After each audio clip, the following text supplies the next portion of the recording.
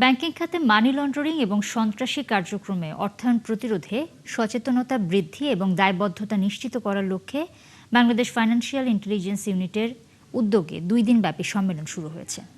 শুক্রবার সকাল 8টা থেকে কক্সবাজার শহরের অভিজাত একটি হোটেলের সম্মেলন কক্ষে 2 দিনব্যাপী এই সম্মেলনের উদ্বোধন করা হয়। উদ্বোধনী অনুষ্ঠানে উপস্থিত ছিলেন বাংলাদেশ ব্যাংকের বিএফআইইউ প্রধান ইখতিয়ার উদ্দিন মোহাম্মদ মামুন, বাংলাদেশ ব্যাংকের নির্বাহী পরিচালক মফিজুর রহমান খান চৌধুরী, সিটি ব্যাংকের ব্যবস্থাপনা পরিচালক মাসরুর আরেফিন। এছাড়া সম্মেলনে দেশের সকল তফসিলি ব্যাংকের প্রধান নির্বাহী এবং মানি লন্ডারিং প্রতিরোধে পরিপালন কর্মকর্তারা অংশ নেন। আলোচনায় অংশ নিয়ে বক্তারা দেশের ব্যাংকিং খাতে মানি লন্ডারিং প্রতিরোধে সমন্বিত উদ্যোগ এবং আধুনিক প্রযুক্তি ব্যবহারের উপর গুরুত্ব দেন।